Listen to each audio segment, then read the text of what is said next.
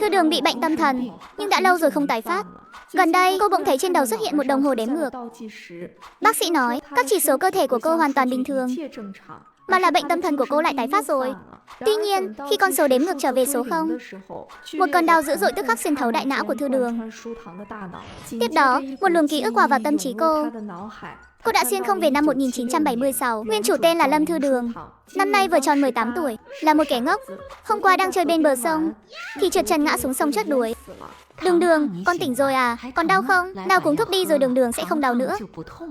Mẹ, Đường Đường, con, đã bao lâu rồi con không gọi mẹ rồi? Con không còn ngốc nữa sao? Con khỏi rồi à? Mê mơ, không sao là tốt rồi. Từ lúc con bị ngốc 5 năm tuổi, con chưa từng tỉnh táo lại. Mẹ đã cho con uống bao nhiêu thuốc cũng không có tác dụng.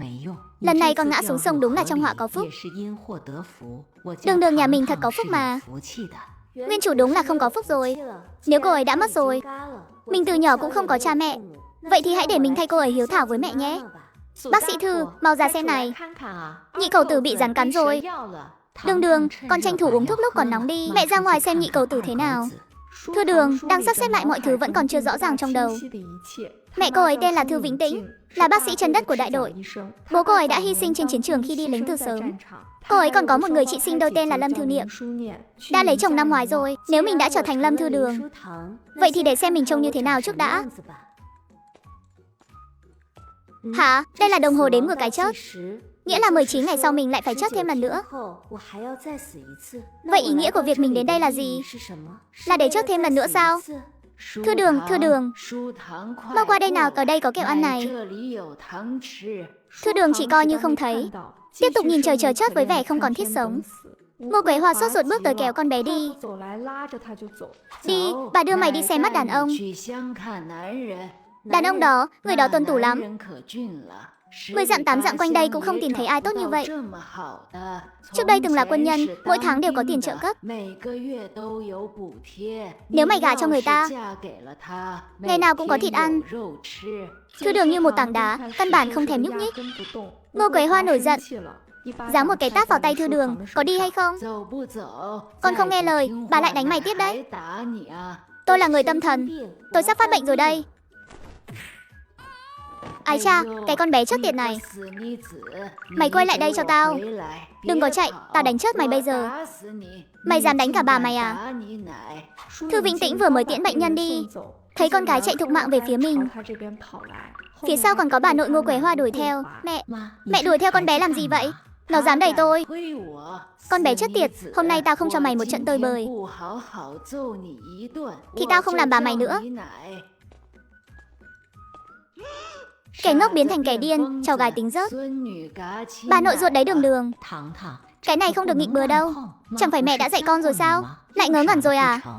Thấy Thư Vĩnh Tĩnh nói vậy, Thư Đường ngoan ngoãn đặt cái liềm xuống, đi về chỗ cũ tiếp tục nhìn trời chờ chết. Mẹ của Niệm Niệm à, tôi với ông nội nó đã bàn bạc kỹ rồi. Đường Đường cũng 18 tuổi rồi, cứ ở ly trong nhà mãi cũng không ổn. Tôi với ông nội nó đứng ra làm chủ, chọn cho Đường Đường một mối hôn sự rất tốt.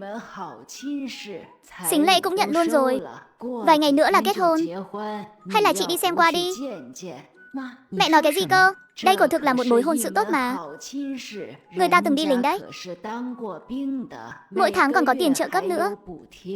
Đường Đường nhà mình là một đứa ngốc, không biết làm lụng, chẳng kiếm được điểm công ích nào cả, càng không biết chăm sóc người khác. Ai mà thèm lấy chứ? Gả đi được đã là tổ tiên phù hộ rồi. Hai nhà đều đã thỏa thuận xong xuôi. Chúng tôi cũng đã nhận tiền rồi. Chuyện này đã ván đóng thuyền rồi. Thư Đường không muốn gả cũng phải gả, trừ khi cô bỏ ra 100 đồng để đến làng họ Lương hủy hôn. Nói xong Ngô Quế Hoa liền lật đi mất hút. Thư Đường cầm liềm vừa đi tới, thấy người đã chạy mất, chỉ cảm thấy thật đáng tiếc. Đường Đường yên tâm, chúng ta không gả. Mẹ dù có phải đi vay tiền cũng sẽ không để con gả cho tên quỷ đó đâu. Con sắp chết rồi, chắc chắn là không gả được cho ai rồi. Đến lúc đó không có ai gả qua đó, em là người của làng họ Lương gì đó sẽ đến gây chuyện. Hôn sự này tốt nhất nên hủy sớm, để tránh gây thêm rắc rối cho mẹ. Không cần nói nhiều nữa, Thư Đường chạy theo hướng Ngô Quế Hoa vừa rời đi. Đưa tiền cho tao, đồ con ngốc. Bà buông ra, buông tôi ra. Tao là bà nội mày. Là bà nội ruột của mày đấy. Mau đưa 100 đồng tiền sính lễ đây. Bà ta dù gì cũng là bà nội, nếu cô rốt bà ta là sẽ bị bắt đấy. Ông nói lý lẽ với đứa ngốc làm gì? Mau đưa tiền cho nó đi. Cho nó cút đi, cho nó cút đi. Ông lão, miễn cưỡng móc túi tiền ra. Thư Đường trực tiếp giật lấy. Đó là 200 đồng. 200 đồng đó là tiền dưỡng da của chúng tôi đấy. Nếu không phải tôi có ký ức của nguyên chủ, thì tôi đã tin rồi. Tiền trợ cấp công tác của bố nguyên chủ. Nghe nói có tới 300 đồng. Tất cả đều chui vào túi của hai kẻ già lòng dạ đen tối này. Tiền bố tôi cho là của chúng tôi. Mẹ, đi thôi, chúng ta đến làng họ Lương hủy hôn. Mẹ ruột của Lương Kiến Dân tên là Lý Xuân Lan. Sau khi biết họ là ai, bà ta tiếp đón họ một cách lạnh nhạt. Dù Thư Đường đã giả ngốc khá đạt rồi, Lý Xuân Lan vẫn cứ liên tục khen ngợi cô ấy. Nó là một thằng què. Cưới được vợ là phúc phận cả đời của nó rồi. Làm gì đến lượt nó kén cá chọn canh. Ngốc một chút thì sao chứ. Thế vẫn còn tốt hơn một thằng què như nó. Bà thông già, tôi thấy hai đứa trẻ này rất hợp nhau. Hai nhà chúng ta không hợp, không kết thân được đâu. Chúng tôi muốn hủy hôn. Đây là 100 tệ tiền sính lễ. Sính lễ đã đưa đi rồi, làm gì có đạo lý thu lại chứ. Kiến Dân đã chuẩn bị sẵn sàng cưới vợ rồi. Cuộc hôn nhân này đâu phải muốn hủy là hủy được. Các bà không biết đâu, con trai tôi từ khi được đưa về, mỗi ngày cứ như mất hồn, không chịu ăn không chịu uống. Mai đến mấy hôm trước nghe tin sắp cưới vợ mới khá lên một chút. Nếu các bà không gả, hãy tự mình đi nói với nó. Sao các bà nỡ lòng nào bỏ mặc nó chứ. Để tôi nói với nó, giờ nó không tiện gặp người lạ. Thư Đường không thèm để ý bà ta, tìm khắp các phòng. Cuối cùng tìm thấy người trong chuồng cỏ. Người đó mở đôi mắt xám xịt, khuôn mặt còn bẩn hơn cả cô, bất động. Nếu không phải anh ấy đang mở mắt, cô đã tưởng anh ấy chết rồi. Đây chính là con trai bà sao? Ba có phải mẹ ruột anh ấy không vậy? Làm gì có ai đối xử với con ruột như thế này? Anh ấy là người có công đấy. Ba không sợ tổ chức biết chuyện rồi tìm đến nhà bà sao? Tôi chẳng qua là lôi nó ra đây hít thở không khí chút thôi. Nó là con ruột của tôi. Cô quản tôi chăm sóc nó thế nào chắc? Tôi sẽ báo cáo bà lên đại đội. Cha tôi chính là đội trưởng đại đội. Cô định đi đâu mà báo cáo? Hôn sự hai nhà chúng ta hủy bỏ tại đây. Con gái tôi không gả nữa. Dựa vào cái gì mà không gả? Tôi thấy nhà các bà đúng là coi thường người bị thương, người anh hùng tàn tật. Tôi sẽ báo cáo các người. Hơn nữa, với điều kiện của con gái bà, cả đời này cũng chẳng gả cho ai được đâu. Nó cũng đâu thể ở nhà cả đời được chứ. Cứ gả nó sang nhà tôi đi. Tôi chắc chắn sẽ đối tốt với nó. Nhà tôi chỉ nhận rể chứ không gả con gái đâu. Vậy bà mau dẫn người đi đi. Bảo nó về nhà bà ấy. Tôi vẫn còn hai đứa con trai nữa. Nhà tôi chẳng thiếu gì ngoài con trai đâu. Nhà tôi còn bù thêm cho bà 100 tệ nữa. Bà thấy thế nào? Tôi cũng có nghe nói rồi. Bà mất chồng sớm, chỉ có hai đứa con gái. Con gái lớn thì đã gả đi rồi. Con gái thứ hai lại là một đứa ngốc. Không có đàn ông dựa dẫm là sẽ bị người ta bắt nạt đấy. Nếu dẫn được một người con rể về thì cũng coi như có thêm nửa đứa con trai rồi. Mơ Hạo thôi, Đường. Chúng ta về nhà. Thư Vĩnh Tịnh đang định dắt Thư Đường đi, nhưng lại thấy con bé đang nhìn chăm chú vào cái gì đó dưới vũng nước. Thư Đường đờ người nhìn xuống nước. Hình ảnh phản chiếu trên đỉnh đầu mình. Sao đồng hồ đếm ngược lại biến thành 22 ngày rồi? Đã tăng thêm tận 3 ngày. Chẳng lẽ thời gian đếm ngược này còn có thể kéo dài sao? Mình vừa mới làm gì nhỉ? Mà lại khiến đồng hồ đếm ngược quay ngược lại thế này. Thư Đường lập tức chạm vào tay người đàn ông, rồi nhìn vào bóng mình dưới vũng nước kia. Trong chớp mắt, thời gian lại tăng thêm một ngày nữa.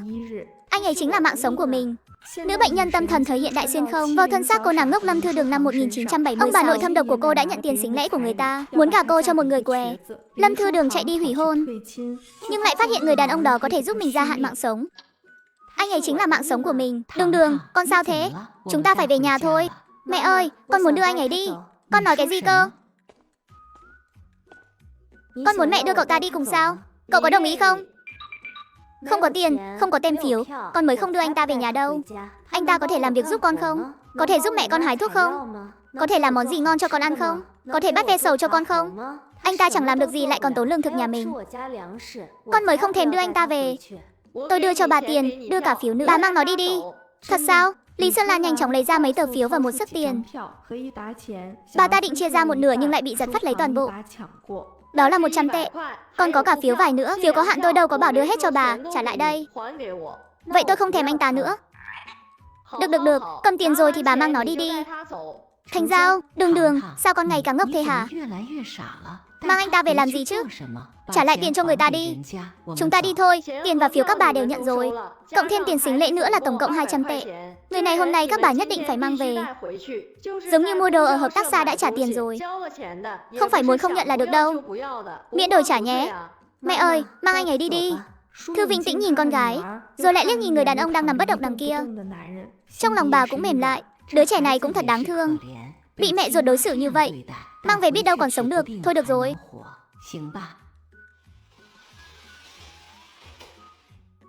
Mẹ đưa cho họ nhiều tiền thế làm gì? Chỉ để họ đón đại ca đi thôi sao? Đại ca ở nhà cũng chẳng ăn bao nhiêu cơm. Chúng ta cũng đâu có chăm sóc, có tốn mấy đồng đâu. Tự dưng lại phải bù thêm 200 tệ thế này.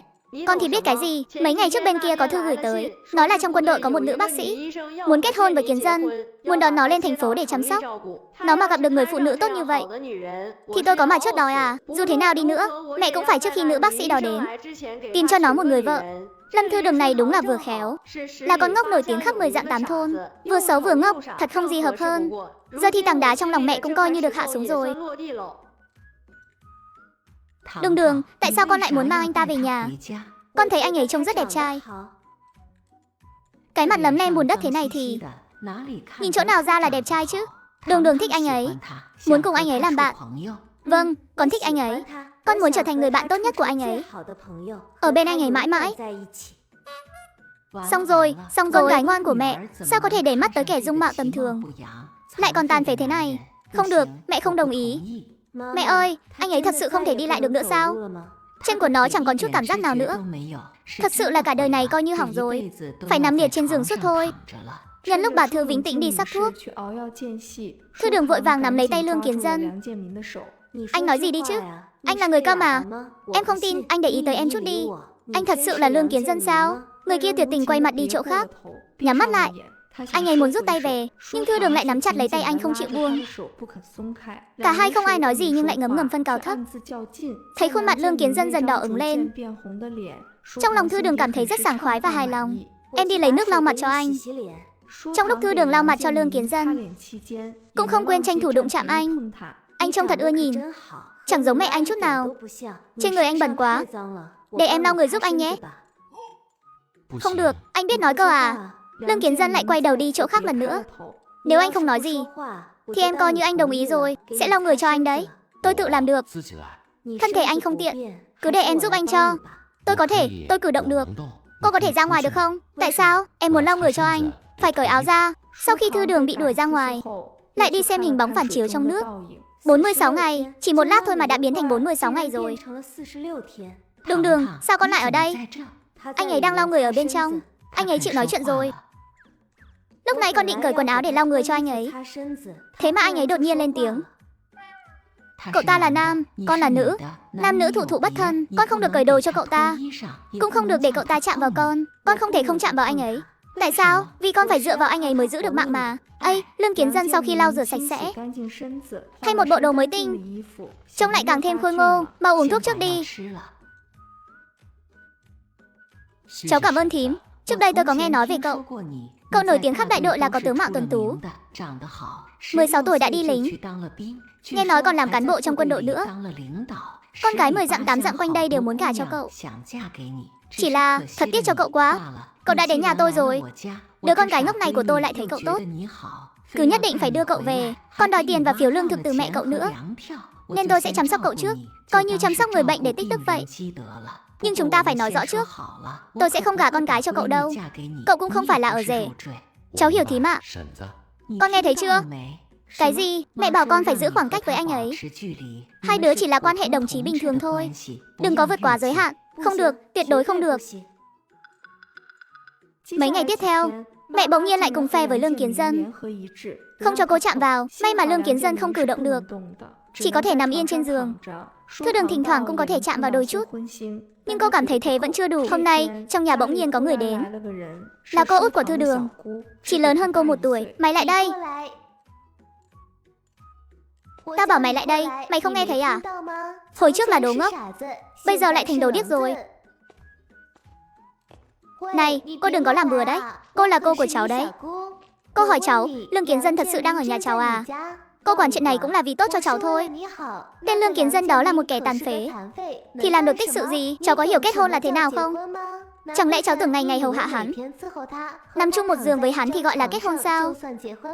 Cô nghe nói chỗ đó của hắn cũng hỏng rồi. Không làm nổi mấy chuyện đó đâu. Nằm chung một giường với anh ấy. Đúng vậy, kết hôn rồi thì phải nằm chung một giường. Cháu nghĩ mà xem, nằm chung một giường với một kẻ tàn tật thì có gì thú vị chứ? Đàn ông không xuống ruộng được thì chỉ là đồ bỏ đi, không kiếm nổi điểm công, đến cơm cũng chẳng có mà ăn, lại còn bắt cháu phải hầu hạ suốt ngày đêm. Cháu hiểu rồi. Cháu hiểu cái gì cơ? Cháu muốn kết hôn với Lương Kiến Dân. Cháu muốn kết hôn với Lương Kiến Dân. Cháu có nghe hiểu cô nói gì không thế? Đồ ngốc, cháu đúng thật là một đứa ngốc. Cái đồ xấu xí nhà mày, dựa vào cái gì mà đòi kết hôn với Lương Kiến Dân? Anh ta sẽ không bao giờ kết hôn với mày đâu. Cháu muốn gả cho Lương Kiến Dân à? Ai mà thèm kết hôn với một kẻ tàn tật chứ? Cô đừng có vu khống cháu. Sau này cô đây sẽ gả vào thành phố đấy. Cô nói cho cháu biết, cháu cũng không được kết hôn với Lương Kiến Dân. Nếu không, cháu vẫn sẽ kết hôn với anh ấy. Cháu đã quyết định rồi. Mày dám? Hồi trước mày thích Lương Kiến Dân, cũng từng nghĩ đến chuyện gả cho anh ta, nhưng khi nghe tin Trần anh ta gặp chuyện thì không chịu gả nữa phải không? Đồ ngốc, mày câm miệng. Mày đừng có nói bậy. Tao thèm vào mà thích một kẻ tàn tật. Tao không có. Mày nói bậy, thật không biết xấu hổ. Nhưng cháu thích anh ấy. Cháu muốn kết hôn với anh ấy. Mày câm miệng, một đứa ngốc như mày thì hiểu cái gì?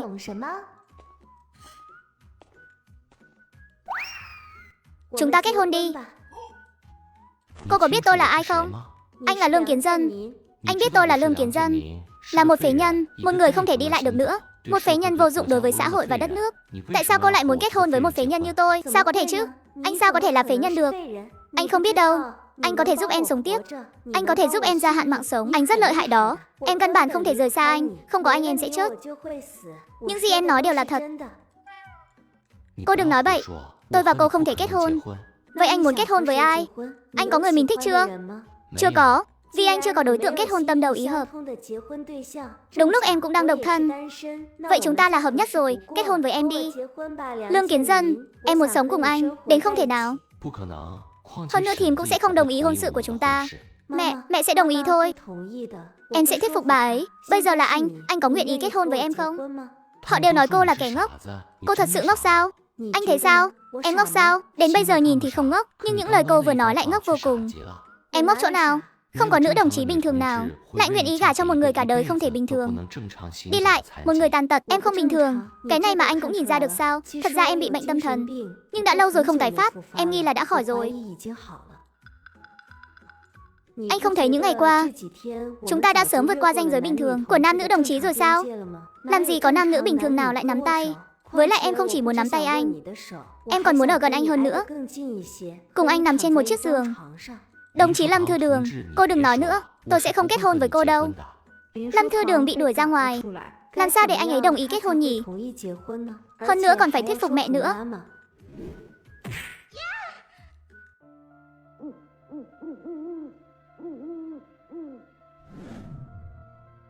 Đứa nào đã ám toán mình, còn vứt mình ở chỗ này nữa.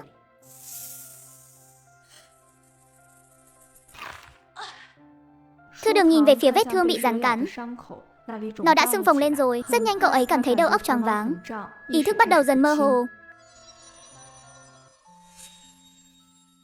Mua bán thời gian thực quý giá. Hàng hóa trong cửa hàng thời gian còn đắt giá hơn. Đậu xanh giải độc. Một viên đậu xanh có thể giải trăm loại độc. Ăn nó vào thì trăm loại độc đều tiêu tan. Bách độc bất xâm. Giá bán 3 phút. Thư Đường không chút do dự nhấn vào nút mua. Quý khách kính mến, bạn đã mua hàng thành công. Vui lòng kiểm tra và nhận hàng. Chỉ trong vài giây, cổ chân của Thư Đường có sự khác lạ. Cậu ấy phát hiện ra cái chân vừa sưng phồng tím tái lúc này đã hết sưng hết tím rồi. Hóa ra thực sự có thể giải độc. Việc mua bán thời gian này hóa ra là thật. Nhưng mà cái cửa hàng thời gian này phải làm sao mới mở được nhỉ? Chẳng lẽ chỉ khi tính mạng gặp nguy hiểm thì nó mới xuất hiện sao? Đường, mẹ đây. Con ở đây, tìm thấy rồi. Tìm thấy con rồi. Sao con lại chạy đến đây hả? Cái đứa nhỏ này sao lại không nghe lời thế hả? Con chạy vào trong núi làm gì chứ? Đêm hôm thế này con có biết ở đây nguy hiểm lắm không? Mẹ, con xin lỗi. Vốn dĩ con đang đi dạo. Hình như có ai đó đã đập vào đầu con. Con vừa tỉnh dậy đã thấy mình ở trong hố rồi. Ai làm thì con không nhìn thấy. Mẹ con mình đã chọc giận ai chứ? Lại dám ném con gái tôi vào cái hố sâu này. Là muốn con gái tôi phải chết sao? Ai mà thất đức thế không biết. Người ta vốn dĩ đang yên đang lành. Bình thường nó ngoan ngoãn nhất mà. Ăn hiếp Đường Đường, đúng là quá đáng mà. Đầu óc đột nhiên như bị đứt dây rồi lịm. Đi, Đường Đường, Đường Đường.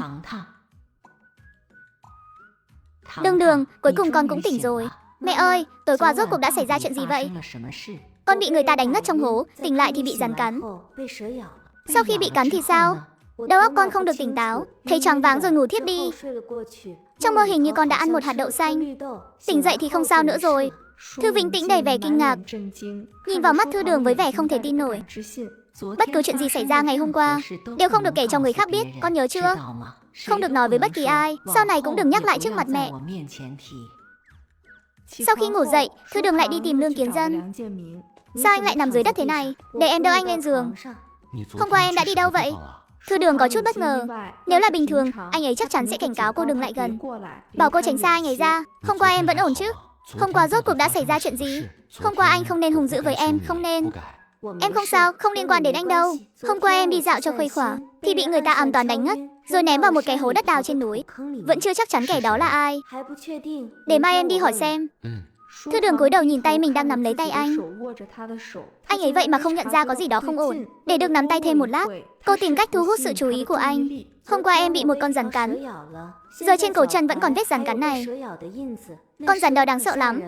Nó cứ dài dài, nhỏ nhỏ. Không phải rắn độc đâu. Ai bảo không phải rắn độc chứ? Là rắn độc, nhưng nghĩ lại mình giờ không bị trúng độc nữa. Thư Đường đổi ý bảo không phải rắn độc. Nhưng con rắn đó trông đáng sợ lắm. Em cứ ngỡ là rắn độc, sắp bị dọa cho ngất đi luôn rồi. Đường Đường, Đường Đường, ăn cơm thôi. Đến đây ạ. Mẹ, con nhớ mẹ đến từ Bắc Kinh mà. Sao tự dưng con lại hỏi chuyện này? Con tò mò thôi mà. Sao mẹ lại đến làng Lâm Hà này? Rồi tại sao lại gả cho bố con? Con có ông bà ngoại không? Nếu con không có ông bà ngoại thì mẹ từ đâu mà ra chứ? Từ cái đá chui ra chắc. Mẹ có nói với con đâu. Con làm sao mà biết được? Bởi vì lúc trước con ngốc, ngày nào cũng mơ mơ hồ hồ. Mẹ chỉ nói với chị con thôi. Ông bà ngoại của con đều là bác sĩ. Ông ngoại con còn từng đi du học nước ngoài về nữa. Sau này bị người ta tố cáo nên bị đưa đi cải tạo ở nông trường Tây Bắc. Vậy họ vẫn ổn chứ à? Mẹ không biết. Lần cuối có tin tức của họ đã là 1 năm trước rồi. Nhưng con vẫn còn cậu và dì cả. Họ sẽ chăm sóc cho ông bà ngoại của con. Sắp kết thúc rồi. Sang năm, muộn nhất là sang năm nhất định mọi chuyện sẽ tốt lên. Hy vọng là vậy. Lúc trước lần đầu mẹ đến thôn Lâm Hà là đi cùng với trường học. Mục đích là để hỗ trợ bà con cải tạo nông thôn. Mẹ đã gặp cha con ở đây. Mẹ và ông ấy đã yêu nhau, còn dẫn ông ấy về gặp ông bà ngoại con.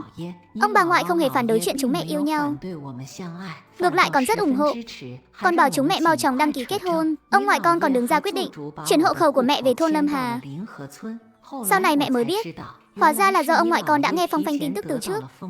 Để bảo vệ mẹ nên mới chuyển hộ khẩu của mẹ về nông thôn, thoát khỏi cảnh bị đưa đi cải tạo. Ông ngoại và bà ngoại của con, cả cậu và dì cả của con nữa, đều không thoát khỏi. Vì chuyện thành phần gia đình mình không tốt. Đường Đường, con ngàn vạn lần đừng nói với ai đấy. Thôn Lâm Hà không có ai biết đâu. Đến cả bà nội và ông nội con cũng không biết. Người duy nhất biết là cha con thì ông ấy cũng đã mất rồi. Trừ con và chị con biết những chuyện này ra. Mẹ, chị con đâu? Khi nào chị ấy mới về à? Chị con hiện đang mang thai. Sao con đến tìm con được? Con đi thăm chị ấy thì đúng hơn. Vài ngày nữa mẹ sẽ đưa con đi thăm chị. Dạ vâng ạ. Hôm qua có ai trong các cháu thấy tôi không? Ai dũng cảm trả lời câu hỏi thì tôi sẽ cho kẹo. Cháu hôm qua đã thấy cô ở đây. Vậy cháu có thấy ai đánh cô không? Là Lâm Thắng Lợi ạ. Lâm Thắng Lợi đánh cô sao? Anh ta dữ lắm. Bọn cháu đều trốn đi hết rồi. Lâm Thắng Lợi hóa ra là tên anh họ đó của mình sao? Rời khỏi bờ sông, Thư Đường đổi một nơi khác để ngồi đợi. Ngồi chưa được bao lâu, liền thấy một người hồn siêu phách lạc đi tới. Chính là Lâm Thắng Lợi.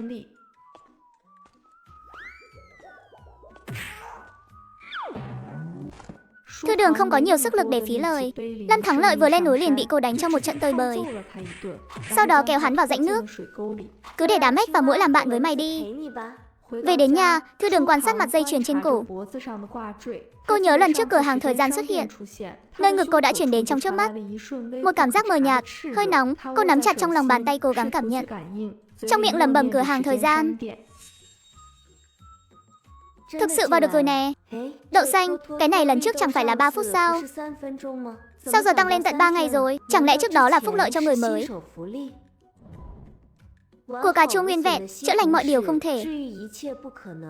Tu bổ từ trong ra ngoài, như được tái tạo hoàn toàn. Của cà chua này chắc có thể chữa khỏi chân cho Lương Kiến Dân. Sau đó, Thư Đường lại mua một cái hồ lô thần siêu lớn siêu chứa được. Nó có thể xuyên không qua lại thế giới bên trong hồ lô. Một của táo độc chỉ có thể nói sự thật.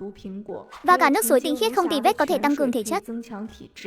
Khách hàng xin lưu ý, lượng thời gian dự trữ của khách hàng không đủ. Năng lượng thời gian không đủ. Số lần mở cửa hàng thời gian có hạn. Số lần mua hàng có hạn. Xin khách hàng tăng thêm lượng thời gian dự trữ mới có thể tiếp tục mua hàng.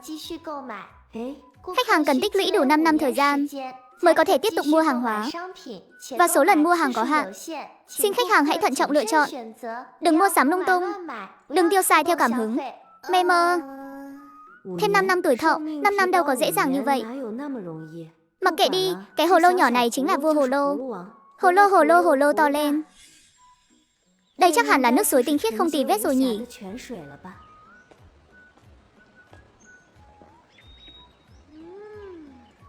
Thanh ngọt dễ uống, có thể cho mẹ uống, cho Lương Kiến Dân uống. Tăng cường thể chất. Hồ lô to lên. Cha ơi, hồ lô to lên. Chẳng lẽ là hồ lô nhỏ lại? Hi hi, thông minh như mình vậy. Muộn thế này cô đến đây làm gì? Em mang đồ ăn cho anh đây. Em vừa mới rửa xong, sạch lắm. Anh phải ăn cả vỏ lẫn hạt đấy. Không được lãng phí đâu. Đây là cà chua mà. Cũng gọi là cà chua. Anh chưa ăn bao giờ à? Mau ăn đi. Nó sẽ cho anh một bất ngờ. Tại sao cô lại cho tôi ăn? Đồ tốt thế này tất nhiên phải cho anh ăn rồi. Mau ăn đi mà. Anh ngủ một giấc thật ngon. Biết đâu ngày mai sẽ có chuyện tốt xảy ra. Nếu tôi không chịu ăn thì sao? Nếu anh không ăn, em sẽ hôn anh đấy. Đêm nay sẽ ngủ cùng anh luôn. Ngày mai chúng ta sẽ đi kết hôn. Được, tôi ăn. Anh phải ăn sạch bách đấy.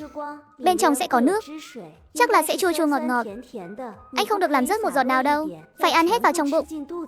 Sau khi ăn hết của cà chua vào bụng, Lương Kiến Dân cảm thấy bụng ấm áp vô cùng. Như vừa uống một bát canh nóng vậy. Anh cảm thấy thế nào? Ngon lắm. Đây là loại của ngọt nhất mà tôi từng ăn. Còn chỗ khác thì sao? Không sao cả. Anh cứ ngủ một giấc thật ngon đi. Biết đâu ngày mai khi thức dậy sẽ có chuyện tốt xảy ra. Anh cũng sẽ ngày càng khỏe lại thôi. Đồng chí Lương Kiến Dân. Mẹ khát không? Mẹ không khát. Mẹ nhìn xem, môi mẹ khô nẻ hết rồi. Chắc chắn là khát rồi. Nước này là con vừa mới rót xong. Mẹ mau nếm thử đi. Con lấy nước này ở đâu ra vậy? Thì ở cái giếng trong sân mình đó ạ. Ngọt lạ thường đúng không ạ? Con cũng thấy nước trong sân mình trở nên ngọt hơn rồi. Uống vào thấy tinh thần sảng khoái hẳn lên, đúng không? Chính là cảm giác này đó ạ. Sáng sớm ngày hôm sau, Thư Đường bị tiếng ồn ào náo nhiệt bên ngoài đánh thức. Ha ha ha. Lâm Thắng Lợi này là sao vậy chứ? Sao lại ngã xuống mương nước rồi? Ai mà biết được chứ? Nghe nói đêm qua muộn là mới bỏ về được. Trên người toàn là vết cắn nổi cục lớn, sưng đến mức không nhìn rõ mặt mũi luôn. Sau khi xử lý xong vết thương cho Lâm Thắng Lợi, tiễn bọn họ đi. Thư Vĩnh Tĩnh đi vào trong phòng. Mẹ ơi, Lâm Thắng Lợi là do con đánh đó. Con đánh sao? Lần trước con bị người ta ném xuống hố trên núi. Lẽ nào là do Lâm Thắng Lợi làm? Vâng, chính là hắn làm. Cái đứa nhỏ này, chuyện lớn như vậy sao không nói với mẹ? Tự con có thể giải quyết được. Cũng tốt, để cho Lâm Thắng Lợi một bài học. Nếu lần sau hắn có đến hỏi ép con cũng đừng thừa nhận. Cứ coi như chuyện này không liên quan đến chúng ta. Mẹ yên tâm đi, bây giờ con đã thông minh hơn rồi. Sẽ không để bất cứ ai bắt nạt chúng ta nữa đâu. Con có thể bảo vệ tốt chính mình và cũng có thể bảo vệ mẹ. Thư Đường lại đi đến phòng của Lương Kiến Dân. Phát hiện anh ấy hóa ra vẫn còn đang ngủ. Thấy anh ấy không có phản ứng gì, Thư Đường định vén ống quần của Lương Kiến Dân lên để xem cho rõ, rốt cuộc đôi chân của anh ấy có dấu hiệu chuyển biến tốt hay không. Cô đang làm gì vậy? Hi hi, em đang gọi anh dậy mà. Thường ngày tầm này anh chẳng phải đã dậy từ sớm rồi sao? Hôm nay có chuyện gì vậy? Anh thấy không khỏe sao? Tôi dậy muộn rồi. Vâng, chúng em đều đã ăn cơm xong cả rồi. Xin lỗi, không sao đâu. Bây giờ anh thấy thế nào? Anh có chỗ nào không thoải mái không? Tôi rất tốt, cô có thể ra ngoài trước được không? Ồ, sau khi ra ngoài, Thư Đường lại nhìn chằm chằm vào đồng hồ đếm ngược trong nước. Dường như diện tích tiếp xúc da thịt với Lương Kiến Dân càng lớn, thì thời gian đếm ngược sẽ tăng nhanh hơn. Anh làm sao vậy? Tôi không sao, cô đừng vào đây vội. Có thể vào được rồi, lúc này anh bị ngã à? Phải, vậy anh có bị thương không? Không có, chân của tôi dường như có động tĩnh rồi. Thật sao? Chân của anh khỏi rồi ư? Cô không thấy kỳ quái sao? Kỳ quái, em rất tò mò. Đúng là rất lạ. Chân của anh khỏi rồi hả? Có thể đi lại được rồi sao? Trước chân của tôi vẫn chưa khỏi hẳn. Là chỗ nào chưa khỏi, mà chỗ nào có động tĩnh? Anh nói cho rõ ràng xem, đôi chân này của tôi vốn dĩ không đau không ngứa. Chẳng có chút chi giác nào. Vừa rồi tôi phát hiện ra nó biết đau rồi, có chi giác rồi. Để em xem, đừng xem. Tại sao? Lương Kiến Dân cụp mắt không nói lời nào, tay giữ chặt lấy ống quần của mình. Vậy anh đợi chút, em đi tìm mẹ đến xem cho anh. Mẹ ơi, mẹ đi xem cho Lương Kiến Dân đi. Chân của anh ấy dường như có động tĩnh rồi. Con nói cái gì? Chân của Lương Kiến Dân có động tĩnh rồi à? Sao có thể chứ? Mẹ hành y bao nhiêu năm nay, còn chưa từng thấy đôi chân nào như thế mà có thể khỏi được. Có thấy đau không? Đau. Chỗ này thì sao? Có cảm giác không? Có cảm giác rất đau. Cậu đã làm gì thế? Cháu cũng không rõ nữa. Đôi chân này hiện tại của cậu gần như không có gì khác so với đôi chân bình thường. Chúc mừng cậu, trên đời này em rằng khó tìm được người thứ hay nào mà đôi chân đã hỏng hoàn toàn, mà lại có ngày có thể hồi phục sức sống như thế này. Chân của cháu thật sự có thể khỏi sao? Chắc chắn là vậy rồi. Trước đây kinh mạch ở chân cậu gần như đã phế hết sạch, nhưng giờ đây những kinh mạch đó dường như đều đã sống lại vậy. Thật không thể tin nổi. Từ ngày hôm nay, anh hãy chăm chỉ luyện tập mỗi ngày. Chẳng bao lâu nữa, chắc chắn đôi chân sẽ hồi phục như người bình thường. Cảm ơn. Được rồi, anh cứ nghỉ ngơi cho tốt đi. Tôi đi sắc thuốc cho anh. Chúc mừng anh, sau này anh có thể đi lại được rồi. Không phải em đã biết trước rồi sao? Vâng. Anh nhập ngũ từ năm 16 tuổi. Kể từ đó, anh luôn thức dậy đúng 5 giờ sáng. Nhưng hôm nay không hiểu sao anh lại ngủ quên. Anh đang nghĩ xem một ngày bình thường như thế này có gì khác biệt. Chỉ có mỗi quả hồng đỏ em đưa cho anh tối qua. Thư Đường, có phải là do em không? Chắc là vậy ạ. Hôm qua em nằm mơ. Trong mơ có một ông tiên nói với em, ông ấy sẽ tặng em một của tiên. Của tiên đó có thể chữa khỏi bệnh tật. Sau khi tỉnh dậy, quả nhiên em thấy trong lòng mình có một quả cà chua. Tại sao em lại đưa nó cho anh? Em nghĩ của này có thể chữa bách bệnh. Em và mẹ đều khỏe mạnh, chỉ có anh là khác.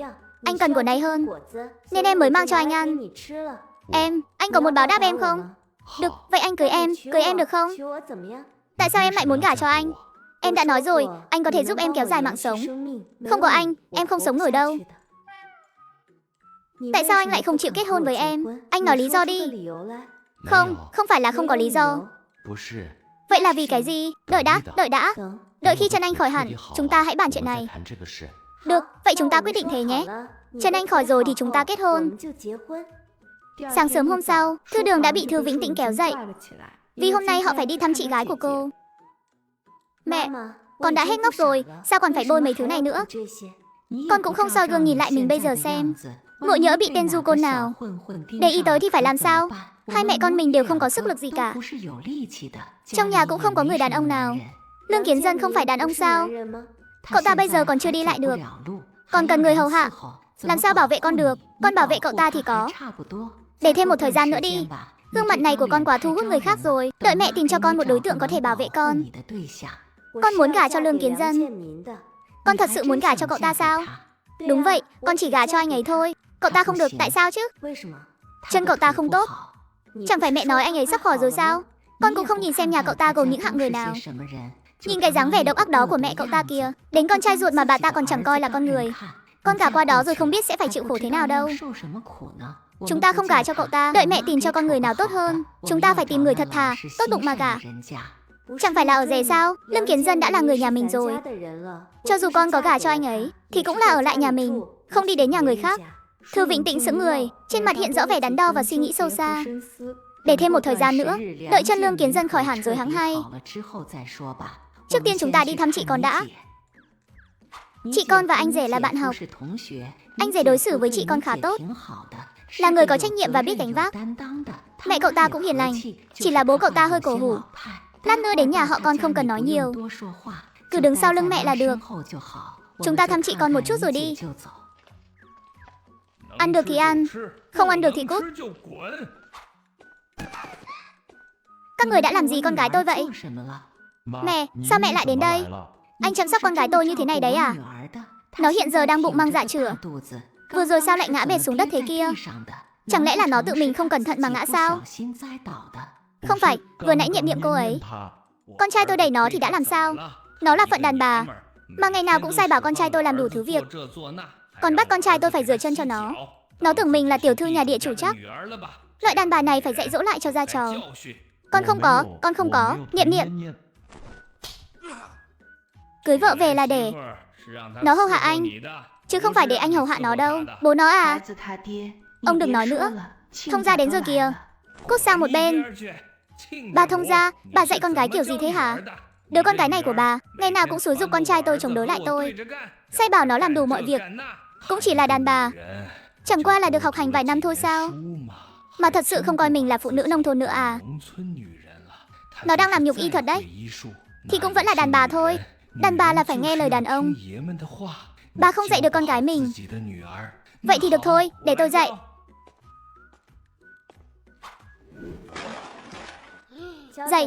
Dạy, để ông dạy à? Thích dạy dỗ đến thế thì ông đi ra ngoài mà dạy. Bên ngoài thiếu gì phụ nữ, ông muốn dạy thói xấu gì chứ? Nếu chị tôi mà có mệnh hệ gì, một xác hai mạng, ông đền nổi không? Ông, nhà tôi dạy con gái như thế đấy. Ông thông gia, cho dù ông có không thích đến mức nào, cũng không nên đẩy con gái đang mang thai gần 5 tháng của tôi ngã xuống đất như thế. Con gái tôi mà có mệnh hệ gì, tôi sẽ bắt nhà ông phải đền mạng. Người ta nói phụ nữ có thể gánh vác nửa bầu trời, vậy mà ông thông gia lại bảo đàn bà phải hầu hạ đàn ông. Theo tôi thấy, một mình ông thông gia chắc gánh hết cả bầu trời luôn rồi. Cái tư tưởng cũ kỹ, phong kiến lạc hậu này, hôm nay tôi đúng là đã được mở mang tầm mắt. Bây giờ tôi sẽ đưa con gái về nhà để dạy dỗ lại. Quay lại đây cho tôi. Nó là vợ do con trai tôi cưới về, chính là người của nhà tôi rồi. Nếu hôm nay dám đi thì sau này đừng hòng quay lại. Nhà tôi không cần loại con dâu bất hiếu như thế. Mẹ à, sáng nay bố chồng chê con ăn nhiều nên đã đẩy con một cái. Con đứng không vững nên bị ngã xuống đất. Anh Cường Đông vừa định đỡ con, đúng lúc đó mọi người đẩy cửa bước vào. Mẹ thấy bình thường con cũng bị ức hiếp không ít đâu nhỉ. Cứ như lão già phong kiến như bố chồng con ấy. Căn bản là lão ta không coi phụ nữ là người. Gia đình như thế này sao con chịu đựng nổi chứ? Mẹ, anh Cường Đông thật sự đối xử với con rất tốt. Nó có tốt đến mấy đi nữa thì bên kia cũng là bố nó. Nó vĩnh viễn không thể cắt đứt hoàn toàn với bố mình được. Hai đứa cứ ra vào chạm mặt lão ta suốt. Sau này ngày nào cũng bị chửi rủa con sao chịu thấu. Trừ phi ra ở riêng. Mẹ ạ, nói đúng lắm. Chị cứ về nhà mình ở trước đi, để xem anh Dương Cường Đông nói thế nào. Em gái, em thế này là sao? Em gái con giờ không còn ngốc nữa rồi. Nó thông minh lắm, con giỏi hơn cả con đấy. Tuyệt đối sẽ không để ai ức hiếp nữa. Thật đấy. Bây giờ em thông minh lắm rồi. Chuyện này xảy ra từ khi nào vậy? Mới mấy ngày trước thôi. Em gái con không may bị rơi xuống nước. Sau khi được cứu thì đầu óc đã tỉnh táo lại rồi. Giờ nó nhanh nhẹn lắm. Tốt quá rồi, chị không còn phải lo em bị người ta bắt nạt nữa rồi. Ba người họ vừa đến đầu làng thì gặp mấy người ở thôn Đại Đồng. Họ hỏi có chuyện gì xảy ra, sao vừa mới đến đã đi ngay thế này, lại còn dẫn theo Lâm Thư Niệm đang mang bụng bầu lớn nữa. Vừa rồi chúng cháu đến thăm chị gái, ai ngờ vừa bước vào cửa nhà họ đã thấy chị cháu bụng mang dạ chửa mà phải nằm dưới đất. Chị cháu bị nhà họ Dương ức hiếp. Chính là lão già đó, đến cơm cũng không cho chị cháu ăn. Thấy chị cháu ăn thêm một miếng là lão lại đẩy ngã rồi đánh chị ấy. Lão già đó còn bảo phụ nữ thì là cái thá gì chứ? Phụ nữ là phải hầu hạ đàn ông, phải biết nghe lời đàn ông, và đều phải dựa vào đàn ông mà sống. Lão ta nói những lời khó nghe lắm. Mẹ cháu giận quá nên đã đưa chị cháu đi luôn rồi. Chắc chắn là lão Dương Hữu Kim đó rồi. Trước đây tôi đã nói lão ta coi thường phụ nữ, không tôn trọng phái nữ rồi mà. Thế mà các người vẫn không tin. Cái tư tưởng phong kiến như ông ta thì nên đưa đi nông trường cải tạo. Ông ta còn tưởng mình là hoàng đế một vùng chắc. Thật chẳng ra cái thứ gì. Phụ nữ chúng tôi thì làm sao? Chẳng phải cũng xuống đồng kiếm công phân như nhau sao? Chẳng làm ít hơn chút nào. Đúng thế, chị em mình làm lụng kiếm công phân xong về nhà, còn phải hầu hạ cả gia đình già trẻ, nấu cơm giặt giũ. Có chỗ nào làm ít hơn họ đâu chứ.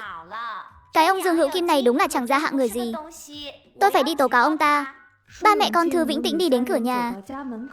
Dương Cường Đông cũng đuổi theo tới nơi. Mẹ nghe con giải thích đã. Bố con đúng là không đúng thật, nhưng con luôn đứng về phía Niệm Niệm mà. Con chưa bao giờ làm chuyện gì bắt nạt Niệm Niệm cả. Bụng Niệm Niệm ngày một lớn rồi, con nhất định phải ở bên cạnh để chăm sóc cô ấy. Tôi nói cho anh biết nhé, chuyện bên nhà anh mà không giải quyết xong thì tôi sẽ không để anh đưa Niệm Niệm đi đâu. Lúc trước thấy anh thật lòng tốt với Niệm Niệm, tôi mới nhịn nhục để Niệm Niệm gả sang nhà anh. Đến hôm nay tôi mới được mở mang tầm mắt. Bố anh căn bản không coi phụ nữ là con người. Nếu thực sự không được thì sau này đứa trẻ Niệm Niệm sinh ra sẽ mang họ của tôi. Mẹ thực sự không cho anh ấy vào sao?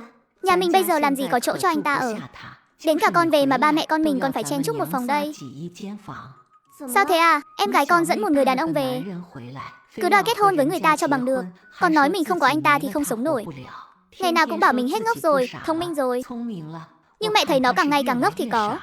Chỉ giỏi trêu chọc mẹ ruột nó thôi. Con không có đùa đâu. Những gì con nói đều là sự thật. Ai cơ? Người đàn ông nào thế? Mau kể cho chị nghe với. Lương Kiến Dân ở thôn nhà họ Lương, con đã nghe qua chưa? Chắc chắn là nghe rồi ạ. Anh ấy ngày trước là một nhân vật lẫy lừng lắm. Vừa đẹp trai lại vừa có năng lực. Biết bao nhiêu người muốn gả con gái cho anh ấy. Mẹ đừng nói với con là người em gái muốn gả chính là anh ấy nhé.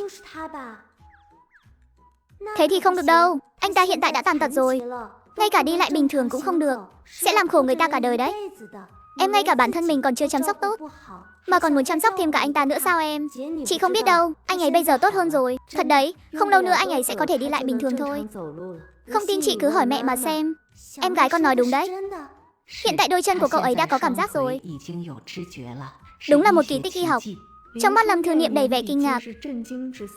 Cô vác bụng bầu đi về phía căn phòng nơi Lương Kiến Dân đang ở. Anh có thể cho tôi xem chân của anh không?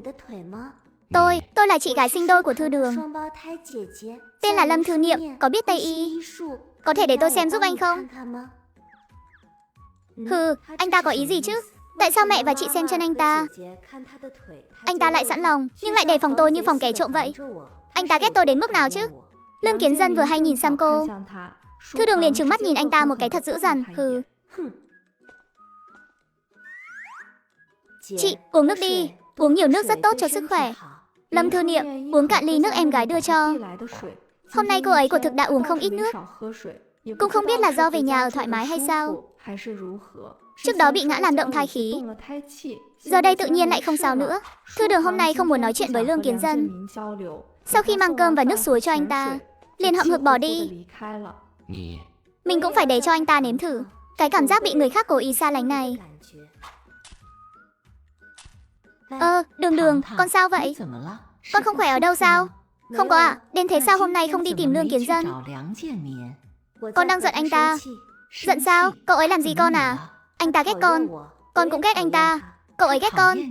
Cậu ấy ghét con thế nào? Anh ta cho mẹ và chị lại gần, nhưng lại không chịu cho con lại gần. Cũng không cho tôi xem chân của anh ấy. Anh ấy đúng là đối xử phân biệt mà. Chẳng lẽ tôi không xứng để xem chân của anh ấy sao? Anh ấy tưởng chân mình đẹp lắm chắc. Cái chân bị thương đó mà đẹp được thì mới lạ đấy. Chẳng lẽ Lương Kiến Dân có ý với Đường, nên mới không cho Đường xem. Đêm xuống, Thư Đường, nhìn thời gian đếm ngược trong nước đang dần trôi đi. Đợi lát nữa Lương Kiến Dân ngủ rồi, mình sẽ lén lút đi chạm vào. Hi hi. Cái cô nàng ngốc này vì để chạm vào đàn ông, giữa đêm hôm khuya khoắt đã lén lút lẻn vào phòng của người đàn ông này. Cô đang làm gì vậy? Hi hi, anh vừa nãy vẫn chưa ngủ à? Hôm nay tại sao anh không vui? Tại sao không thèm để ý đến em? Tôi chỉ là không thích bị người ta ghét bỏ. Ai ghét bỏ anh chứ? Chẳng phải là cô sao? Cô ghét tôi. Em không có ghét anh. Chưa bao giờ có luôn. Thật đó, tại sao em phải lừa anh chứ? Vậy tại sao anh lại cho phép mẹ em và chị em chạm vào anh? Còn lúc em chạm vào anh thì anh lại không cam lòng, mặt mày xầm xì. Cứ như tay em bẩn lắm không bằng. Tay em chẳng làm nhé. Chẳng bẩn tí nào cả. Không tin anh xem này. Tôi biết rồi. Vậy tại sao không cho em chạm vào? Chân tôi rất xấu. Không đẹp đâu. Anh trông rất đẹp trai, chân cũng rất dài. Sao có thể không đẹp được chứ? Chân không cử động lâu ngày sẽ bị teo lại. Rất xấu, không còn đẹp như trước nữa. Em sẽ không chê. Đâu, anh cho em xem đi. Đợi đã. Đợi khi chân tôi khỏi rồi, chân khỏi rồi sẽ cho cô xem. Lúc đó cô muốn thế nào cũng được. Thế nào cũng được là thế nào cũng được sao? Vậy em có thể chạm vào chỗ khác của anh không? Chỗ khác? Đúng vậy, anh cho em chạm vào anh đi, em thực sự không lừa anh đâu. Anh có thể giúp em gia hạn mạng sống, em cần rất nhiều thời gian. Không có anh là không được đâu. Chạm vào đâu? Chạm vào tay sao? Lần này để em ôm anh một cái nhé. Ôm anh sẽ càng có tác dụng hơn. Chưa đợi Lương Kiến Dân đồng ý, Thư Đường đã trực tiếp lao tới. Cứ nhắm mắt ôm như vậy một lúc lâu. Được chưa? Muộn lắm rồi. Em nên về ngủ đi thôi. Thím thấy em không có nhà chắc sẽ đi tìm đấy. Thư Đường lưu luyến không rời đứng dậy. Vậy ngày mai em vẫn có thể chạm vào anh chứ? Được, nhưng không được để người khác nhìn thấy, nhé. Chỉ có hai chúng ta thôi, sẽ không để ai biết đâu. Đây là bí mật của chúng ta, được chứ? Bí mật của riêng hai chúng ta, Đường, không được để người khác biết. Ai cũng không được, rõ chưa? Quả nhiên là tiếp xúc nhiều với Lương Kiến Dân. Tiếp xúc sâu hơn một chút, thời gian sẽ tăng lên vùn vụt. Mục tiêu đầu tiên 100 ngày đã đạt được. 100 ngày thứ hai liệu còn xa sao? Sáng sớm ngày hôm sau, Dương Cường Đông lại đến. Niệm, em yên tâm đi, sau khi về, anh nhất định sẽ bảo vệ em thật tốt. Hôm đó bố anh của Thực không đúng. Bây giờ ông ấy cũng hối hận rồi. Ông ta hối hận? Ông ta mà biết hối hận sao? Hôm qua nếu không phải mẹ và em gái em đến, thì chẳng biết sẽ ra sao nữa. Bố anh là cái kiểu người căn bản là coi thường phụ nữ. Anh xem trong cả cái nhà đó, ngoài việc coi bản thân và hai đứa con trai các anh là quan trọng, thì coi mẹ là cái gì chứ? Coi em gái ruột của anh là cái gì? Coi hai đứa con dâu chúng tôi là cái gì? Dựa vào cái gì mà em phải hầu hạ anh? Phụ nữ phải hầu hạ cánh đàn ông các anh chứ? Dương Cường Đông, lúc đầu tôi gả cho anh, nhà anh chẳng bỏ ra một đồng tiền sính lễ nào. Mẹ tôi còn sắm sửa thêm cho tôi bao nhiêu thứ. Ngày nào tôi cũng xuống đồng kiếm điểm công, kiếm đủ cho mình ăn. Chẳng hề dựa dẫm vào bố anh, cũng chẳng dựa dẫm vào nhà anh. Anh biết bố anh là người cổ hủ, nhưng ông ấy quá cố chấp. Chúng ta nhất thời không thể nói thông cho ông ấy được. Em thực sự không chịu nổi bố và em trai của anh nữa. Họ không chỉ không tôn trọng phụ nữ mà còn đánh vợ nữa. Mỗi ngày em đều rất sợ rằng lúc nào anh không có nhà, họ sẽ đến đánh em. Họ dám sao? Lúc đầu anh cũng không nói với em gia cảnh nhà anh lại như thế này. Nếu em mà biết, chắc chắn sẽ không gả cho anh. Dù sao thì trước khi sinh con, em sẽ không theo anh về đâu. Thế sao được? Ở đây không có chỗ cho anh ở. Lúc em sinh con mà anh không ở bên cạnh thì làm sao được? Lâm Thư Niệm quay người đi, không thèm nhìn Dương Cường Đông. Anh sẽ về nói với bố chuyện phân gia. Thật không? Mê mơ. Phân gia, đến lúc phân gia xong anh sẽ đến đón em. Được rồi, chị à, tại sao lúc đầu chị lại gả cho anh ta? Có lẽ là vì anh ấy đối xử tốt với chị. Tốt thế nào em không hiểu đâu. Chị thích anh ta sao? Chị cũng không biết nữa. Lúc đó thấy hợp thì gả thôi. Vậy bây giờ đã nhìn rõ gia đình anh ta rồi, chị vẫn còn thích anh ta chứ? Nếu anh ta không làm được, chị có ly hôn với anh ta không? Đâu có dễ dàng như vậy. Chị và anh ấy giờ đã có con rồi. So với những người đàn ông khác, anh rể em đã được coi là người đàn ông tốt rồi. Mê mơ. Thư Đường đi xem Lương Kiến Dân, phát hiện anh ấy vậy mà lại đang vịn tường đứng dậy. Để tôi tự làm, tôi có thể. Anh vẫn ổn chứ? Tôi không sao, vậy thì tốt. Anh có thể đứng lên từ lúc nào vậy? Vừa rồi chắc là tốn sức lắm phải không? Cũng ổn, luyện tập nhiều hơn sẽ nhanh hồi phục hơn. Em thấy anh cần người giúp đỡ dìu đi. Tôi không cần. Nếu em dìu anh, có lẽ anh có thể đi được xa hơn một chút. Không cần phải tốn sức qua lại như thế này. Tránh được việc ngã xuống rồi lại bò dậy sẽ tiết kiệm được nhiều sức lực hơn. Tôi làm được mà. Được rồi, vừa nãy anh rể em đến, anh biết không? Nghe thấy rồi, vậy anh thấy anh ta có thể phân ra không? Không đâu, mê mơ. Đến chị gái cô mà anh ta còn không bảo vệ tốt thì làm sao có thể phản kháng thành công được. Chim non muốn bay ra khỏi tổ, thoát khỏi sự kiểm soát luôn phải tốn chút công sức. Có lẽ sẽ phải tan xương nát thịt. Nếu em chỉ là đang đoán rốt cuộc anh ta là người như thế nào, thì chị gái em càng hiểu rõ hơn đây là chuyện của hai người họ. Còn anh thì sao? Trước đây ở trong quân đội anh có từng yêu đương chưa? Có từng thích ai không? Chưa từng. Câu trả lời này thật dứt khoát và nhanh gọn, mang theo chút vẻ vội vã. Đôi mắt Thư Đường hơi sáng lên, khóe miệng nhếch lên. Có ai không? Đây chẳng phải là giọng bà mẹ độc ác của Lương Kiến Dân sao? Lát nữa nếu mẹ anh có qua đây thăm anh cũng phải nằm yên trên giường. Đừng nói với bà ấy là chân anh đã khỏi rồi. Nghe thấy chưa? Lương Kiến Dân ngoan ngoãn nằm trên giường, nhìn chằm chằm vào cô gái đang đè lên mình, không trả lời cũng chẳng phản đối.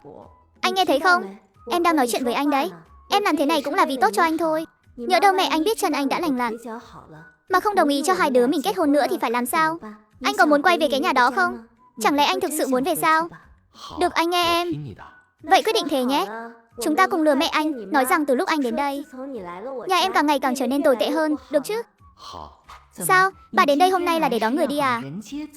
Bà nói gì thế? Đón người đi cái gì chứ? Người ta đang yên đang lành ở nhà bà. Tôi đón nó đi làm gì? Tôi chỉ là đến xem thử con nhà tôi sống ở nhà bà như thế nào thôi. Xem cái gì mà xem? Hoặc là đón người đi, hoặc là coi như không có đứa con trai này. Chuyện đó sao có thể chứ? Đợi khi hai đứa trẻ kết hôn rồi, chẳng phải chúng ta vẫn là người thân sao? Bà nói đúng không? Bà thông gia, ai là thông gia với bà chứ? Tôi không có người thông gia như bà đâu. Đến con ruột mà cũng không cần nữa. Hôm nay tôi đến là vì chuyện vui này. Người cũng đã đến nhà bà rồi mà. Đã là người của nhà bà rồi. Tôi còn đưa cả tiền sính lễ cho các người rồi. Không phải là đang đùa đâu. Tôi nói cho bà biết, con gái tôi vẫn chưa có ý định kết hôn với Lương Kiến Dân. Thế sao mà được? Đã nói là kết hôn rồi, sao có thể nói không kết là không kết luôn chứ? Cuộc hôn nhân này bắt buộc phải kết. Chị em tốt ơi, bà hãy suy nghĩ kỹ đi. Bảo con gái bà kết hôn với Lương Kiến Dân đi. Nhà bà chẳng phải là có thêm một đứa con trai sao? Bà và con gái bà thân cô thế cô như thế này. Trong nhà không thể không có đàn ông. Và lại con gái bà cũng chẳng phải là một cô gái bình thường. Không được học hành, không sống dụng được, chẳng kiếm được điểm công. Đầu óc lại còn có chút vấn đề, đúng không? Rất xứng đôi với con trai tôi. Ai xứng với con trai bà chứ? Con trai bà cái chân như thế còn cần người hầu hạ. Chúng tôi hầu hạ không nổi đâu. Tôi đã đưa sính lễ rồi. Nhà các người muốn quyện nợ không thừa nhận sao? Tôi trả lại tiền cho bà. Con trai tôi là một người bằng xương bằng thịt. Không phải bà muốn trả là trả được đâu. Lương Kiến Dân, mày đâu rồi? Mau ra đây cho tao. Lý Xuân Lan vô tình va phải, tìm thấy phòng của Lương Kiến Dân. Ông kia, đây chẳng phải là con dâu sao? Hóa ra thật sự sống chung một chỗ với con trai tôi rồi. Mày ở đây sống tốt đấy nhỉ? Lý Xuân Lan bước tới, nói nhỏ. Mày mau chóng kết hôn với con ngốc nhỏ này đi. Bà đừng quên hộ khẩu của tôi vẫn còn ở quân đội, vẫn chưa chuyển về, nên không kết hôn được đâu. Thế thì mày mau viết thư giục lãnh đạo đi. Mau chuyển hộ khẩu về đi. Nếu có thể được, cũng đừng chuyển về thôn Lương Già nữa. Chuyển thẳng tới thôn Lâm Hà thì tốt hơn. Ôi dào, hộ khẩu chưa chuyển về. Các người có thể tổ chức tiệc rượu trước mà. Mày cũng không nghĩ thử xem, mày cứ ở trong nhà người ta một cách không danh không phận như thế này. Có thích học không? Chúng tôi có tổ chức tiệc rượu hay không thì liên quan gì đến bà? Bà đã nói vậy rồi, thì sau này Lương Kiến Dân chính là người nhà chúng tôi. Chúng tôi đối xử với cậu ấy thế nào không liên quan đến bà. Nếu bà không hài lòng, thì bây giờ hãy đưa con trai bà đi đi. Bà xem con trai tôi ở nhà bà thì chính là con rể của bà rồi. Dù sao thì hai đứa trẻ sau này cũng phải ở bên nhau. Chỉ bằng tổ chức tiệc rượu sớm một chút, để mọi chuyện sớm xong xuôi. Tôi nói cho các người biết, chuyện này không thể trì hoãn thêm nữa đâu. Tôi nói thật luôn nhé. Con trai tôi là hàng hiếm đấy. Lúc ở trong quân đội, toàn là những cô gái thành phố có công ăn việc làm muốn gả cho nó. Đừng nhìn chân nó bây giờ bị thương tật, nhưng vẫn có khối người muốn gả cho nó đấy. Chỉ vì gương mặt này của con trai tôi thôi. Cách đây không lâu có một nữ bác sĩ còn gửi thư tới, nói là nguyện ý chăm sóc nó cả đời. Nếu bà còn chần chừ, em là cô bác sĩ đó sẽ tìm đến tận cửa để cướp Lương Kiến Dân đi mất. Lúc đó nhà bà chẳng còn gì đâu. Có cô bác sĩ nói nguyện ý chăm sóc nó cả đời. Bà mà chậm trễ một chút, đến lúc cô ta cướp Lương Kiến Dân đi, thì nhà bà chẳng còn gì đâu. Có một cô con dâu tốt như vậy, sao bà lại không đồng ý, mà cứ nhất quyết đòi kết thông gia với nhà tôi, lại còn vội vã như vậy nữa? Sao nào, chẳng lẽ bà không nỡ để con trai mình cưới được một người vợ tốt có năng lực sao? Cái này thì bà không hiểu rồi. Tôi là người biết tự lượng sức mình. Con trai tôi không có bản sự gì lớn, cũng chẳng có ưu điểm gì, không xứng với những cô gái tốt như thế. Nếu nó cưới một cô gái thành phố tốt như vậy, không phải là làm hại người ta sao? Tôi không có tâm địa xấu xa như thế, mà đi hủy hoại cả đời con gái người ta. Xem kìa bà thông gia, nếu bà không nói, tôi thực sự không đoán ra được bà lại đang nghĩ cho con gái nhà người ta đấy. Nếu bà không giải thích, tôi còn cứ ngỡ thằng bé Kiến Dân không phải con ruột của bà, mà là đứa trẻ bà nhặt về nuôi đấy. Bà nói bậy bạ gì đó. Lương Kiến Dân không phải con tôi, thì có thể là con của ai chứ? Ai mà chẳng biết Lương Kiến Dân là do tôi mang nặng đẻ đau sinh ra. Bà đừng có mà chia rẽ tình cảm mẹ con tôi. Con à, ta nói với con vài lời. Con có thích Lương Kiến Dân không? Những gì ta vừa nói đều là thật đấy. Nếu con thực sự thích Lương Kiến Dân, muốn ở bên nó mãi mãi thì phải nhanh chân lên. Con mà chậm một bước là có người cướp mất nó đấy. Ai cướp ư? Đó là một bác sĩ ở bệnh viện lớn đấy. Nhà cô ta giàu lắm. Trước đây suốt ngày đuổi theo Lương Kiến Dân, chỉ để được kết hôn với nó thôi. Nếu con không muốn cô ta cướp mất Lương Kiến Dân, thì hãy nghe lời ta. Buổi tối hãy leo lên giường của Lương Kiến Dân, sau đó hôn nó. Mụ đàn bà này, bà đang nói những lời không biết xấu hổ gì với con gái tôi vậy? Cút ra khỏi nhà tôi. Bà còn dám đến nhà tôi nữa, tôi sẽ quăng cả bà lẫn con trai bà ra ngoài đấy. Nếu con mà dám nghe lời bà Lý Xuân Lan đó, mẹ sẽ không dễ dàng tha cho con đâu. Những gì bà ta nói đều là lừa. Con thôi, con không được tin là thật, nghe rõ chưa? Con không được hôn bất kỳ ai, cũng không được để ai hôn mình. Bị đàn ông hôn là sẽ trúng độc mà chết đấy.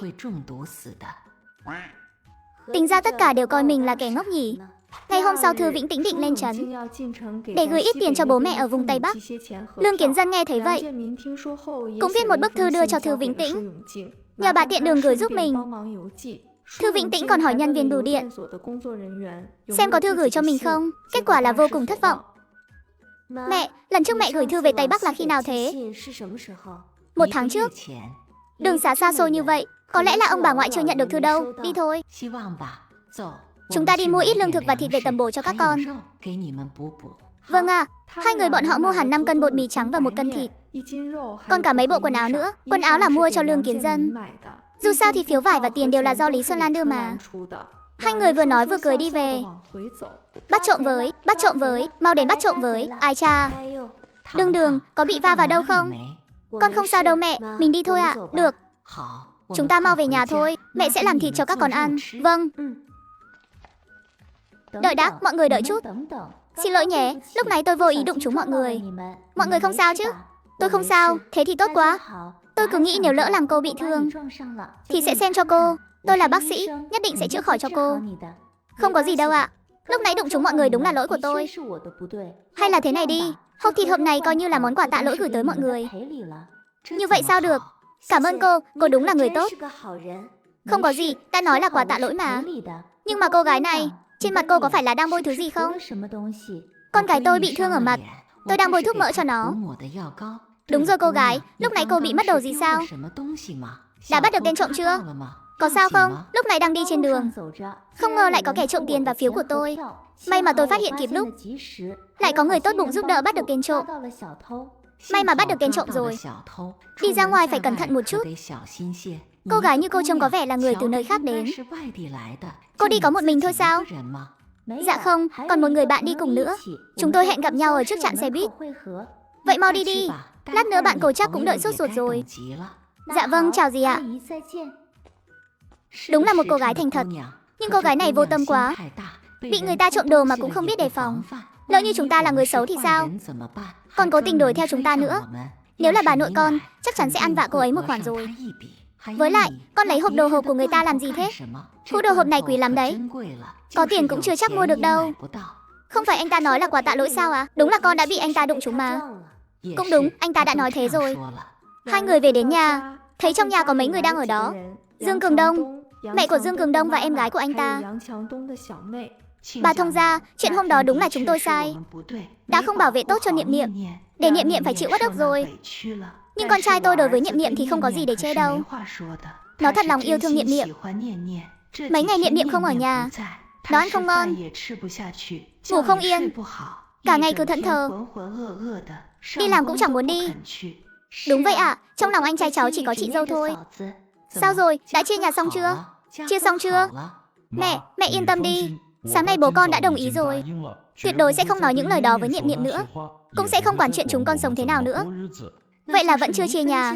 Mẹ, con và Niệm Niệm hiện giờ không có nhà để ở. Dù có chia nhà thì cũng phải sống chung thôi. Vẫn phải ăn chung với nhau. Nên định bụng là cứ thư đã, đợi Niệm Niệm sinh xong rồi mới chia nhà. Anh nói cái gì cơ? Lâm Thư Niệm lộ rõ vẻ thất vọng. Niệm Niệm, em yên tâm đi, đợi em sinh xong chúng ta sẽ chia nhà ngay. Anh nhất định sẽ không để em phải chịu uất ức nữa. Đúng đó Thư Niệm à. Con cứ về đi. Chị dâu, mẹ nhất định sẽ chăm sóc chị thật tốt. Anh trai thật lòng yêu chị mà. Mấy ngày chị không ở nhà, anh ấy gầy rộc đi rồi. Không được, anh ta không thực hiện được lời hứa với chị. Không thể về được. Chị ơi, chị cứ ở lại nhà mình đi, em và mẹ có thể chăm sóc chị. Hai đứa nó đã kết hôn rồi, giờ lại đang có con. Có khó khăn gì thì nên cùng nhau đối mặt, cùng nhau nghĩ cách chứ. Cuộc sống vẫn phải tiếp diễn thôi. Sau này chúng ta phải sống sao trong ngày càng tốt đẹp hơn. Bà thông gia, bà thấy có đúng không? Lâm Thư Niệm vẫn còn tình nghĩa với Dương Cường Đông. Không nỡ tuyệt tình như vậy. Con về đây à, kế sĩ? Nếu lần này con gái tôi theo anh về, mà con phải chịu uất ức gì nữa, thì bất luận thế nào, tôi cũng sẽ bắt nó ly hôn với anh. Anh nhất định phải bảo vệ nó cho tốt. Mẹ yên tâm đi, con nhất định sẽ không để Niệm Niệm phải chịu uất ức nữa. Con hiện giờ đã có con rồi, không còn là một mình nữa, nhất định phải bảo vệ bản thân cho tốt. Mẹ và em gái cũng phải giữ gìn sức khỏe nhé. Thư Đường tuy không vui, nhưng cũng chẳng còn cách nào khác. Chị à, nếu không khỏe hay thấy nhớ em và mẹ, thì hãy uống chỗ nước ngọt này, tuyệt đối đừng cho người khác uống, càng không được cho Dương Cường Đông uống. Chỉ một mình chị uống thôi nhé. Chị biết rồi. Tóm lại, nước trong chai thủy tinh này là do em chuẩn bị. Nếu chị để người khác uống, là em sẽ giận đấy. Đường yên tâm đi, nước này chị tự uống, tuyệt đối không để ai khác uống đâu. Kể cả anh rể em cũng không cho. Em cũng phải sống tốt nhé, chăm sóc mẹ cho tốt, và tự chăm sóc mình nữa, nghe rõ chưa? Mê mơn, ngày tháng cứ thế trôi qua từng ngày. Lương Kiến Dân là một người giữ chữ tín.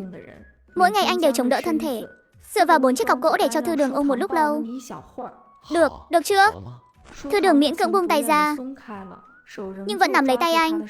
Có người nói trước đây anh từng là lãnh đạo trong quân đội. Anh giữ chức vụ gì vậy? Này, có ai ở nhà không? Mê mơn, sao mẹ anh lại tới nữa rồi? Để tôi ra xem sao. Được, Thư Đường vừa bước ra xem thì thấy bên cạnh Lý Xuân Lan còn có thêm 2 người nữa. Cô, không phải cô là cô gái bắt trộm hôm đó sao? Sao lại tới đây? Xui ra, bà quen họ à? Bà xem có khéo không chứ? 2 vị này là bạn của Kiến Dân, đặc biệt đến để thăm Kiến Dân đấy. Bà xem bây giờ Kiến Dân có tiện gặp không? Bà đừng có nói bừa xui ra gì đó. 2 người tìm Lương Kiến Dân à? Chào thím, tôi là bạn của anh ấy. Tôi là Huỳnh Đức Hưng, là đồng đội và đồng nghiệp của Lương Kiến Dân. Đây là Trung Uyển Cầm, là một bác sĩ quân y tại đơn vị, cũng là bạn tốt của Lương Kiến Dân. Trung Uyển Cầm, cái tên này nghe quen quá. Hóa ra là bạn của anh ấy. Vậy mời mọi người vào nhà. Sao cô lại tới đây? Thị trưởng cử tôi đến thăm anh. Anh vẫn khỏe chứ? Tôi rất khỏe, nhờ cô gửi lời hỏi thăm tới thị trưởng. Hôm kia, chúng tôi đã tìm đến nhà anh, nhưng thì mày nói anh đã kết hôn rồi, còn nhất quyết đòi ở dưới bên nhà gái. Những gì thì mày nói đều là thật sao? Anh tự nguyện ở lại đây sao?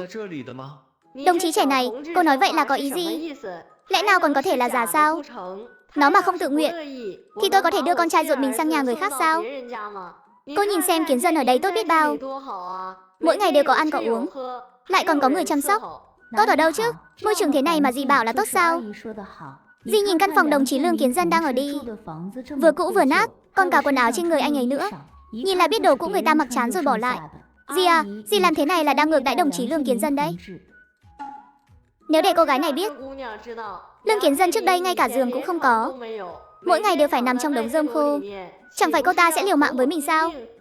Thím đừng hiểu lầm, ý của đồng chí Trung Uyển Cầm là hy vọng đồng chí Lương Kiến Dân có được một môi trường sống tốt hơn, để đồng chí Kiến Dân được chăm sóc tốt hơn. Đây là hiện trạng cuộc sống mộc mạc ở nông thôn. Chúng ta nên học hỏi. Anh thực sự kết hôn rồi sao? Chắc chắn là vẫn chưa đăng ký kết hôn mà. Mọi người cũng biết đấy, hộ khẩu của Kiến Dân nhà tôi vẫn chưa ổn định, nên chưa thể nhận giấy chứng nhận kết hôn được. Có điều, Lâm Thư Đường này đúng là đối tượng kết hôn của con trai tôi. Đợi khi hộ khẩu của Kiến Dân được giải quyết xong, sau này hai đứa nó chắc chắn sẽ kết hôn. Những gì nói đều là thật đấy. Anh thực sự muốn kết hôn với cô ta sao? Là tôi không tin. Có phải anh không nhận được những lá thư em gửi không? Em đã bảo anh đợi em sẽ gả cho anh mà. Chăm sóc anh, đồng chí Trung Uyển Tình. Tôi và cô hình như không thân thiết cho lắm.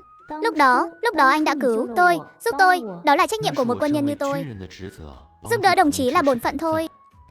Cô ta có gì tốt chứ? Cô ta xấu xí như vậy, lại còn là dân nông thôn. Tôi thua cô ta ở điểm nào chứ? Nghe nói cô ta còn là một con ngốc. Cô ấy không cần phải so sánh với cô. Đồng chí Trung Uyển Tình, mong cô hãy cẩn trọng lời nói. Trung Uyển Tình khóc lóc chạy ra ngoài. Hoàng Đức Hưng vội vàng đuổi theo. Mọi người xem đi, tôi không lừa mọi người chứ? Nhìn cô gái đó thích Kiến Dân nhà tôi chưa kìa. Nếu Kiến Dân đã thích, vậy thì bà thông gia. Chúng ta mau chóng tổ chức tiệc mừng thôi. Đi ra ngoài, bà thông gia, bà định làm gì thế? Hoặc là bà mau biến đi, hoặc là bà mang nó đi luôn. Bà còn không đi, tôi sẽ đem Lương Kiến Dân giao cho những người bạn vừa đến thăm cậu ấy đấy. Được, tôi đi ngay đây. Bà thông gia, xin đừng đuổi Kiến Dân nhà tôi đi mà. Tôi đi ngay đây. Anh không biết họ sẽ đến. Cái cô tên Trung Huyền Tình đó thật sự không liên quan gì đến anh sao? Không có, anh và cô ta mới chỉ gặp nhau 2 lần thôi. Thậm chí còn chẳng phải bạn bè. Vậy sao cô ta lại khóc? Anh cũng chẳng biết nữa, cứ tưởng là anh bắt nạt cô bé nhà người ta rồi chứ. Làm phụ lòng người ta. Tôi cũng không biết nữa. Tôi chỉ mới cứu cô ấy có 1 lần. Ngoài ra không có qua lại gì khác. Những gì tôi nói đều là thật. Tùy anh. Tóm lại là sau khi chân anh khỏi thì mau chóng rời khỏi nhà tôi đi.